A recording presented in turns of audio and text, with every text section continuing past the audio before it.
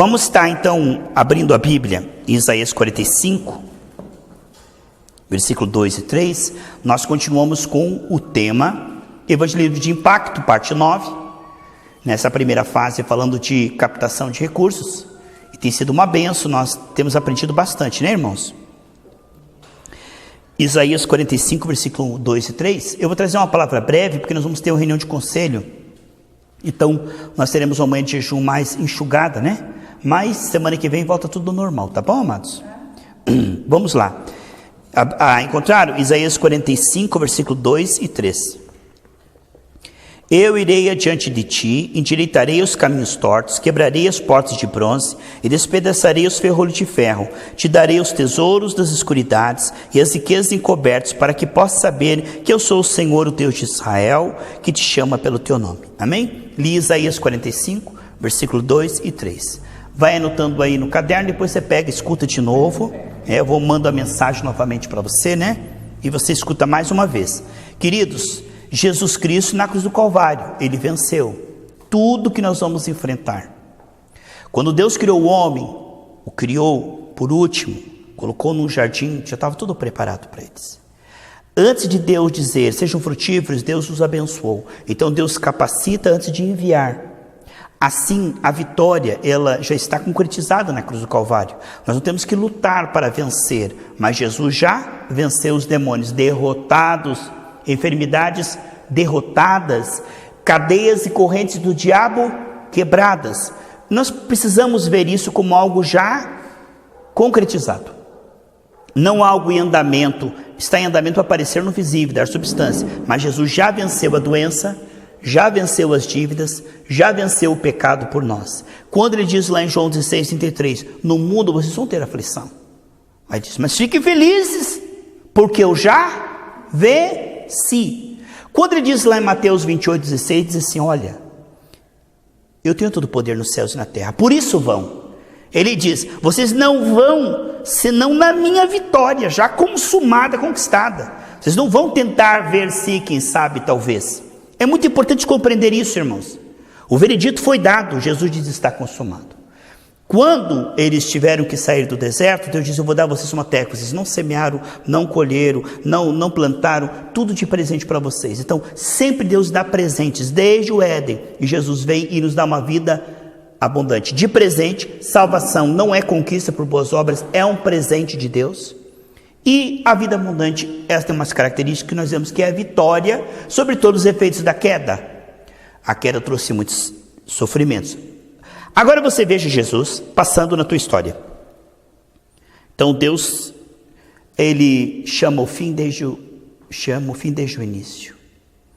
Tudo que você vai passar não pega Deus desprevenido, porque Deus já sabe, Ele já esteve lá no seu futuro. Aqui Ele diz em Isaías 45, eu vou à frente de você, quebra as portas de bronze, os ferrolhos de ferro, e te dou os tesouros escondidos. O que significa que quando Jesus derramou o seu sangue na cruz, isto cobre toda a nossa vida.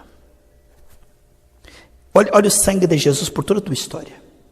Aquela infecção que você vai ter daqui 3 meses ou não ter. Aquele desemprego do teu familiar lá. Aquele problema com o vizinho que tem uma arma que quer te matar. Tudo isso Deus já sabia e já proveu escape. Eu te guiarei em triunfo sempre. Se nós compreendermos isto, de que o sangue se antecipa. Quando aquele povo chegou no deserto e começou a reclamar de água, havia uma rocha que já havia água há milhares de anos. Antes da necessidade já havia a solução. Antes da doença já teve a cura na cruz do Calvário. Portanto, aquilo que você está enfrentando, Jesus já venceu por você. Aquilo que você está enfrentando, você está passando por um processo de purificação, muitas vezes a prova, a coisa não apareceu no visível, mas Jesus já venceu por você. Portanto, veja aquilo que Jesus destruiu como destruído. Você não vai orar por uma oração para ver se, quem sabe, ela sai, talvez ela saia. Não, ela foi destruída, Jesus decretou o fim dela, Jesus aniquilou ela, e quando você põe a mão, você ora em cima de algo já concretizado, já decidido, já finalizado. Então, é muito importante compreendermos que a igreja se move em cima de uma vitória consumada.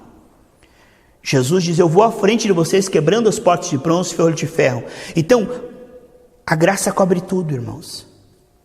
Sabe, se você for atacado nas finanças, adore Jeová Jiré, porque o dinheiro virá. Infalivelmente, Deus jurou e prometeu que Ele completaria o dinheiro que você precisa. Portanto, a ansiedade, a preocupação, ficar sem dormir, vir lá para lá e para cá na cama, não vai resolver o seu problema. Não é com ansiedade, com preocupação. Por quê?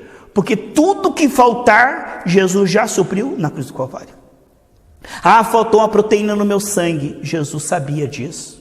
E Jesus incluiu. Tudo que você vai passar já foi incluído na cruz do Calvário. Jesus não morreu pelas enfermidades da Coreia. Ele morreu por aquela infecção que você está passando. Eu sou o Senhor que te sara. É importante nós chamarmos o Senhor, é meu pastor. No original, Márcio diz assim: o Senhor é meu pastor, por isso nada pode me faltar. Quer dizer, é inconcebível, tendo Deus como seu pastor, faltar. Então o versículo original diz: porque o Senhor é meu pastor. O Senhor é meu pastor. Por isso, nada pode me faltar. E aí no versículo 6 diz assim, Selma, no original: unicamente a bondade e a misericórdia me seguirão. Quer dizer, a ovelha diz: se Deus é meu pastor, como é que pode o diabo triunfar? Como é que pode algo dar errado? Ele tem uma fé tipo: Deus é extraordinariamente soberano. Ele não é Yang Ying lutando com o capeta. Capeta, dois partidos. Não, Deus é criador, o diabo é criatura vencida, derrotada. Portanto, as enfermidades foram julgadas na cruz do Calvário. E Jesus deu o veredito: acabou. Todo o problema que te tira a paz, o castigo que hoje te traz a paz, estava sobre os seus ombros. Então, o que significa isto? Que não há ferramenta preparada que possa prosperar. Agora, o que nós vamos fazer? Buscar o reino de Deus e a sua justiça. O que nós vamos fazer agora para cooperar no processo? Ao invés de ficar preocupado com a parte de Deus, nós vamos agora entender como nós podemos santificar a nossa vida para que essas coisas aconteçam. Então existe hoje uma religiosidade que é assim, Márcia: eu passo o dia inteiro convencendo a Deus a me curar. E Deus passa o dia inteiro tentando mostrar que eu já estou curado. Eu passo o dia inteiro: Senhor, manda aquele dinheiro. E Deus, eu tentando convencer Deus a me prosperar, e Deus dizendo: eu já te prosperei. Quer dizer, é uma guerra. Eu já venci, filho. Ai, Deus, me ajuda a vencer. Eu já te dei. Ai, Senhor, por favor, me dá. Quer dizer, é um problema mental. Por isso que o Senhor disse que nós temos que renovar nossa mente. Porque a frequência de Adão e Eva entrou na burrice total. A pessoa com QI mais elevado, cientista, nós somos feitos um pouco menor que os anjos, e o diabo tomou conta do mundo jaz no maligno, e as pessoas são engabeladas. A Bíblia diz em Isaías 42, 22, esse povo saqueado, povo roubado, ninguém faz conta disso. O que ele está dizendo? O mundo que jaz no maligno, 2 Coríntios 4, 4, diz que Deus desse século cegou o entendimento dos incrédulos. Portanto, se a pessoa for incrédula, ela é incapaz de entender o que Deus está falando. O que diz a Bíblia em Hebreus 11, 3? Pela fé entendemos.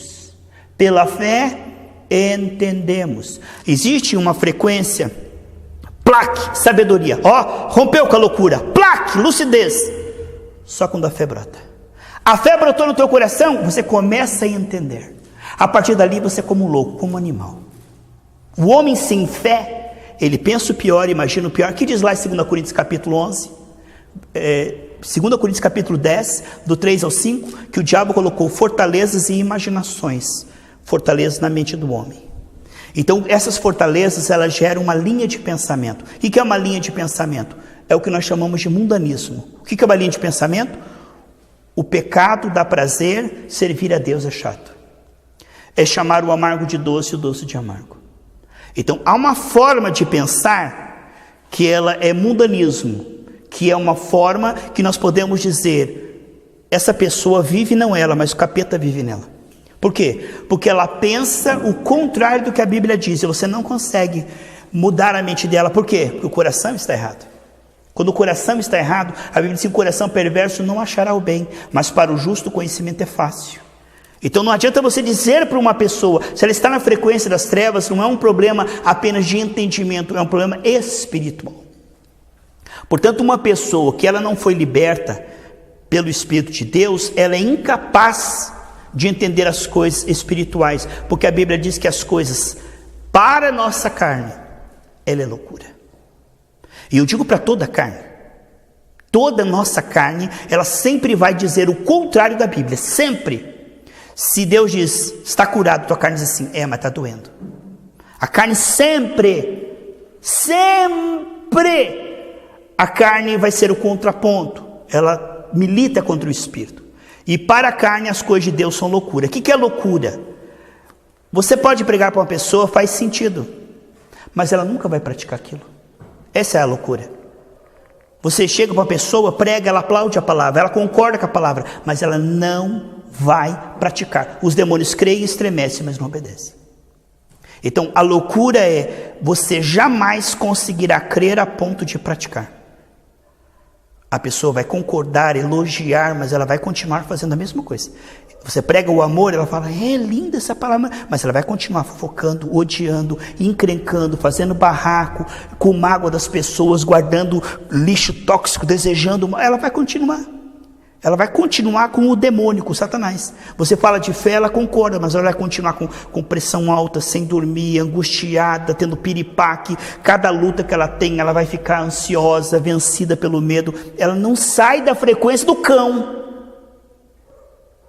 Você fala de fé, fé sim, mas aquilo lá vai me assaltar. Ela não crê que o anjo do Senhor está à sua volta, que entre o revólver e você está o Espírito do Senhor, e que se você não é deste mundo, quem decide não é o assaltante, quem decide não é o diabo, não é as bactérias, quem decide não é o Satanás. 1000 poderão cair ao teu lado, infelizmente, 10.000, mas a tua vida, quem decide é Deus, e que a tua vida é intocável. Se Deus quer que você viva, você não vai morrer. Porque a tua vida está entregue na mão de Deus, só Deus é que decide. Ali não tem como o diabo mais, para ele infelizmente, agir. Ele não pode prevalecer. Por quê? Porque agora você é propriedade de Deus. Então quando nós somos de Deus, abre-se uma exceção. É como se tivesse 1 milhão no deserto, Josué e Caleb é uma exceção. Deus diz, olha, Josué e Caleb são meus. Eu conheço eles, eles confiam em mim, eles vão entrar na terra prometida, eles são perto de pessoas. Mas esse 1 milhão de pessoas, eu não conheço. Naquele dia ele vai dizer, não te conheço. Não, eu sou o pastor Y, não te conheço.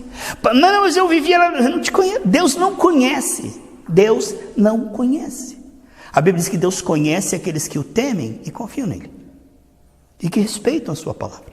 Então, nós precisamos compreender que o Senhor Jesus venceu. E isto, a Bíblia diz que para o que teme ao Senhor, o conhecimento é fácil. Essas coisas são simples. A Bíblia diz que nós não nos tornarmos como crianças, de maneira alguma entraremos no reino dos céus. Então essas coisas são muito simples. Entender que Jesus de fato venceu na cruz do Calvário todos os efeitos da queda. Que ele incluiu todas as doenças, inclusive aquela que está doendo no seu corpo agora. Que isso foi incluído, derrotado definitivamente, e que o sangue de Jesus cobre todas as áreas da sua vida. Nenhuma ficou descoberta. Não tem nenhuma área que Deus disse assim, essa aí fica para o cão. Quando ele diz, eu vou à frente, quebrando as portas de bronze, fio de ferro, tudo que você vai passar, Jesus já resolveu. Você não precisa ficar preocupado, ansioso. Deus não quer que você passe por essa terra preocupado com dinheiro, preocupado com isso. Ele quer que você busque o reino de Deus, sua justiça. Concentre a sua mente naquilo que ele te chamou. Como com uma pessoa, ela está toda dividida com tanta coisa, ela vai conseguir santificar a sua vida com a mente dela em 10, 15 assuntos. Não, o Senhor, ele já falou, olha, isso aí eu já resolvi, tá? Tudo que você vai passar de aflição, tudo que você vai passar, seja no corpo, nas finanças, na família, é importante que isso é um ponto de partida, irmão. Se nós não tivermos uma solução nisso, Selma, nosso coração não vai conseguir buscar o reino de Deus, sua justiça. Como é que eu vou buscar o reino de Deus, sua justiça? Com o coração dividido em tantas outras áreas. Então, é importante nós termos uma nitidez, e que nessa manhã nós possamos entender isto, que Jesus Cristo já venceu. E que isso que você está enfrentando, claro que tem um tempo e um modo, às vezes não acontece instantaneamente, mas isso já foi julgado e isso é inferior à unção que está na sua vida. Isto você pode estar passando, mas você não é. Você é próspero, saudável, cheio do Espírito Santo. E o que você é maior do que o deserto que está passando. Você é príncipe. Não vai morrer no deserto, porque Deus não tem um deserto para você. Só uma passagem, né? Então, quando nós... Eu quero agradecer aos irmãos que estão assistindo aqui, que Deus abençoe. Quando nós, meus amados irmãos, temos essa compreensão de que o Senhor Jesus Cristo passou à nossa frente. E a graça dele cobriu tudo que você vai passar. Está passando por uma depressão? Jesus já venceu isso. Está passando com um filho nas drogas? Jesus já venceu isso. Tudo, absolutamente tudo que você consagra ao Senhor está sob o domínio do Senhor. O diabo não pode mais. Da mão de Deus ninguém arrebata nada. Você pôs na mão do Senhor e você confiou, é só uma questão de tempo. Infalivelmente vai acontecer o que Deus decide. Agora acabou para o diabo. O medo dele é que você continue confiando e deixe lá na mão do Senhor. Porque através da ansiedade e preocupação, faz como Abraão, resolva o seu problema. Abraão, você precisa fazer um filho porque o tempo está passando e Deus não resolve. E aí Abraão tenta ser criativo e tomar e resolver. Mas se nós simplesmente dissermos, tudo que eu estou enfrentando, Deus tem uma estratégia, uma saída, uma solução, uma resposta, uma provisão. Por quê? Deus não quer que você fique preocupado com provisão. Deus não quer que você fique gastando energia com provisão. Ele quer que você busque o reino de Deus e sua justiça, porque a provisão Ele já proveu. Que nós possamos concentrar energia. Se você pega uma água difusa e joga em cima de um metal, ela escorre. Ela escorre no metal. Mas se você concentrar um fio de água, um fio denso de água, ele fura o metal. A água concentrada, ela fura o metal. Existem máquinas de água a jato, Márcia, que furam o metal, rasgam o metal. Pela pressão da água, não é verdade, Aldemir? Pela pressão da água concentrada, ela destrói, ela fura. Mas a água difusa, ela escorre ali, não faz nada. Então, se nós tivermos a nossa mente totalmente difusa, mas se nós formos como os 300 de Gideão, focado, vou buscar o reino de Deus e sua justiça, nós conseguiremos compreender que nós não fomos feitos para ficar tendo piripaque em cada vez que fomos atacados pelas trevas, porque nenhuma ferramenta, já sabemos o final, amém? Nenhuma ferramenta preparada contra nós prosperará. Então isso vai acabar bem, Jeremias 29:11. Nós conhecemos o final de tudo que acontece contra nós, né? Quando nós compreendemos Salmo 34:19, que muitas são as aflições dos justos, mas o Senhor livra de todas, e que Ele jurou e prometeu, como diz em Jeremias 1:12, que Ele vela pela sua palavra para cumprir, como diz o Salmo 138:2, que a honra do Senhor está na sua palavra. Então, quando nós vemos que Deus jurou e prometeu lá em Hebreus que Ele vai nos abençoar com toda sorte de bênçãos que Ele prometeu a Abraão, quando Ele diz em 2 Coríntios 1:19-20, que todas as promessas de Deus têm já em Cristo sim o amém. Quer dizer, isso está garantido pelo sangue de Jesus. Ou seja, a sua cura está prometida e garantida. Não é uma hipótese, quem sabe, talvez, há uma grande probabilidade, mas é crônico, mas está piorando. Sabe, isso não significa absolutamente nada. Deus prometeu, jurou e o sangue garantiu. Agora o Espírito Santo está trabalhando para trazer isso provisível através da sua fé perseverante. Deus desejou que você fosse próximo, saudável, cheio do Espírito Santo. Jesus pagou para que você seja próximo, saudável, cheio do Espírito Santo. O Espírito Santo está trabalhando para que isso seja executado, para que isso venha provisível. Não tem como dar errado, porque o capeta não é páreo para o Espírito Santo. Sabe, o maior, de 1 João 5,4,5, maior é aquele que está em nós do que aquele que está no mundo. Então nós não estamos lutando em desvantagem. Você não está lutando em desvantagem contra essa doença. Você não está lutando em desvantagem contra esse problema familiar, sexual, vício, pecado, tristeza, depressão, demônios, feitiçaria. Você está em extrema vantagem. Efésios 1:22. Você foi colocado bem acima de principados e potestades, como autoridade. Lucas 10:19-20, você tem autoridade sobre toda a obra do diabo, e nada vos fará dano algum. Portanto, toda a obra do diabo foi julgada, vencida, e agora Deus está nos ensinando a falar como quem está convicto. Porque ontem até eu passei para os irmãos uma mensagem, se vocês puderem escutar ontem, que é o seguinte: se você mesmo não estiver convicto, como que isso sairá na sua voz? Se eu mesmo estou convicto que a doença foi julgada, que a doença foi destruída, e eu não falar com essa convicção, como é que a doença vai sair? A fé é a certeza. Eu primeiro, né? Eu estava vendo uma pregação do pastor Alan Taylor nos Estados Unidos, que ele falou uma coisa muito interessante. Antigamente os pais gostavam de ter 10, 20 filhos. Porque quanto mais filhos tivesse, mais para trabalhar na lavoura, mais dinheiro dava. Então era bom ter bastante filhos, porque à medida que chegava a 12 anos, se tirava da escola. Não precisa ficar aprendendo, já sabe escrever, já sabe matemática. Vamos tudo trabalhar agora, ajudar o pai. Então, tirando-se da escola aquelas crianças, elas iam ter que ser fazendeiro, porque eles não sabiam fazer mais nada, porque foi tirado da escola. Foi jogado precocemente para a produção, ao invés de aprendizado. Então, gerava filho já com uma utilidade. Esse aqui vai me dar lucro, esse aqui vai me dar dinheiro. Então, não se gerava filho para o bem do filho, mas sim para o bem do pai, porque o pai ia ter 20 filhos, ia ter uma colheita enorme, ia ter uma lavoura maior. E aí o Alan Taylor falou que Deus não age assim. Ele não joga você precocemente para trabalhar para ele, ele prefere que você primeiro creia naquilo, né? Porque não adianta eu estar pregando o que eu não creio. Eu estava vendo uma pregação de um pastor austríaco chamado Hissler, que ele falou o seguinte: eu prefiro ficar 1 ano e meio gerando uma mensagem até eu conseguir praticá-la para depois pregar para os outros, para mim não ficar pregando aquilo que eu não domino. Então, essa questão toda é como é que eu vou realmente destruir o que Jesus destruiu se eu não estou convicto disso. Então eu fico fazendo um laboratório que nem os filhos de Seva, em nome de Jesus, que Paulo prega, vai lá, sabe, por imitação, mas eu não tenho aquela experiência com Deus. Então Deus quer que nós venhamos a buscar o reino de Deus, sua justiça, ter uma comunhão de qualidade com Deus, para que nós venhamos ter propriedade do que nós falamos.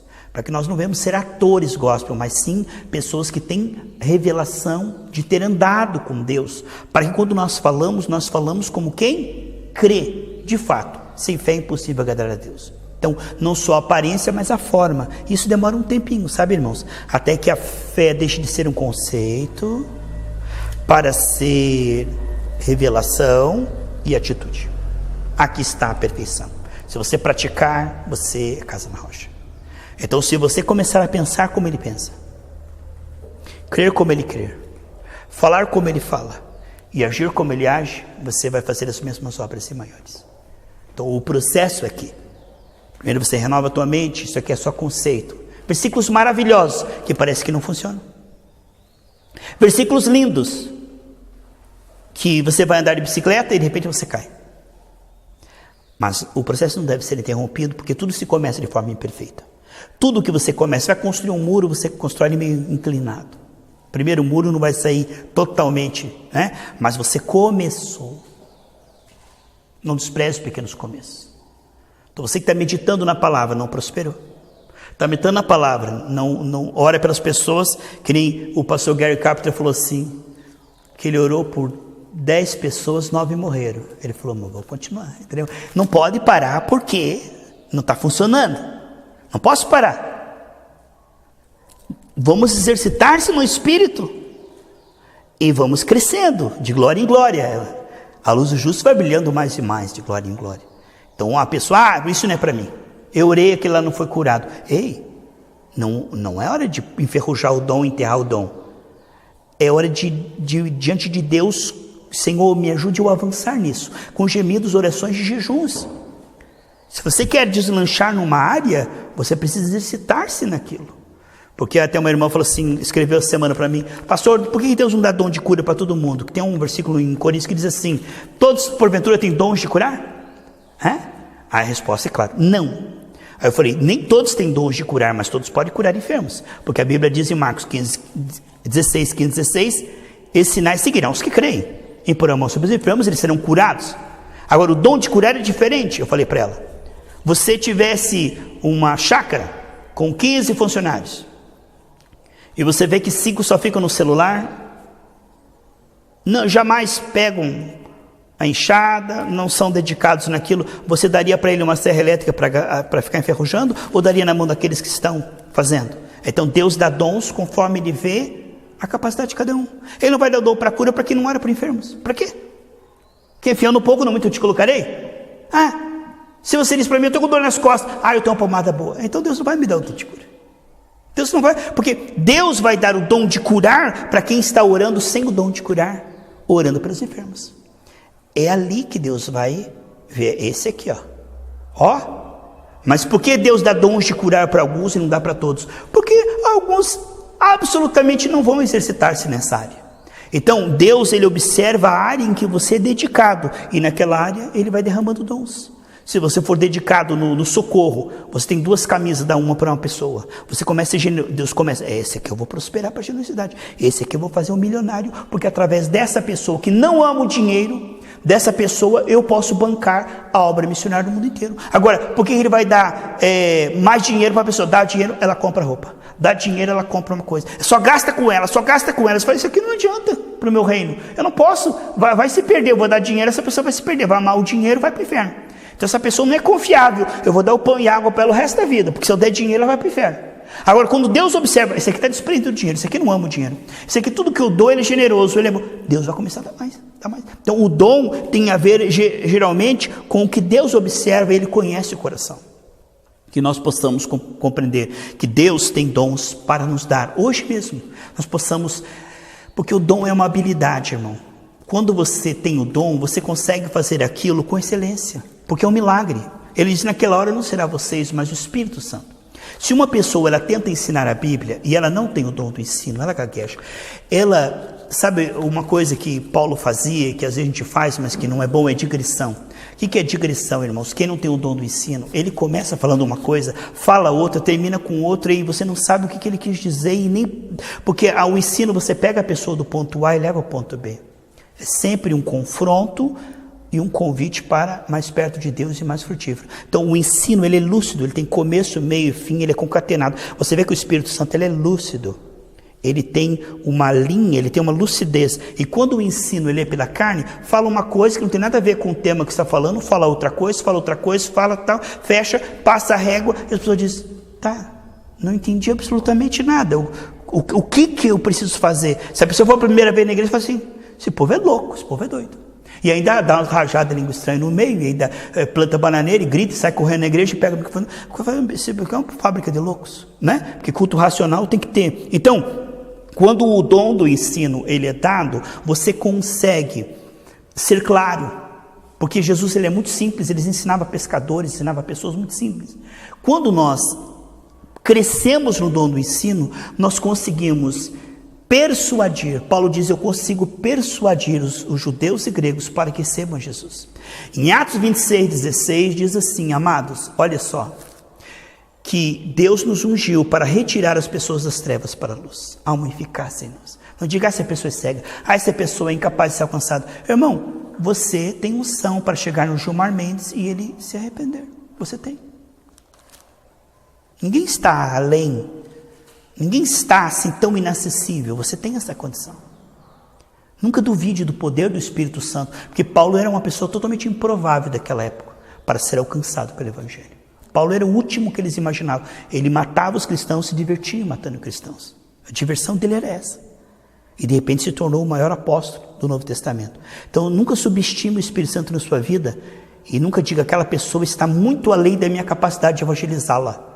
Aquela pessoa ali não tem mais jeito. Nunca duvide do Espírito Santo na sua vida.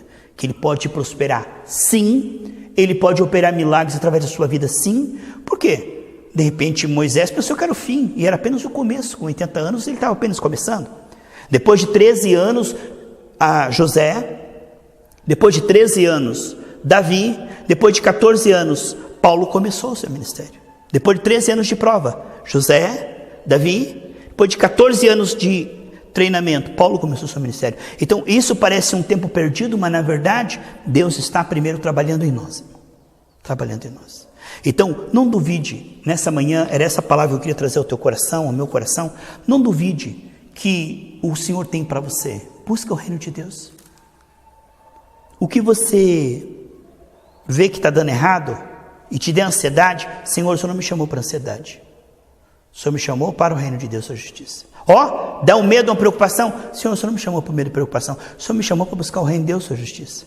Dá uma raiva, uma ira, como disse, né? Nós vemos aí indignação dos dois lados, né? Está polarizado o Brasil hoje, né, irmão? Aqui estão indignados e aqui estão indignados. Isso aí não resolve, irmão. É oração pela nação. Vamos, se o povo que chama pelo meu nome se humilhar e orar, eu sararei essa nação. A indignação me acontendo, essa polarização, petistas querendo matar bolsominions querendo matar petistas, isso não vai resolver o problema do Brasil. Isso não vai resolver. Esse ódio, essa ira, essa contenda, essa rixa, e ficar postando mata, morre, mata, isso não vai resolver o problema do Brasil. Isso é uma tolice, uma futilidade, uma burrice. O diabo fica dando risada no meio.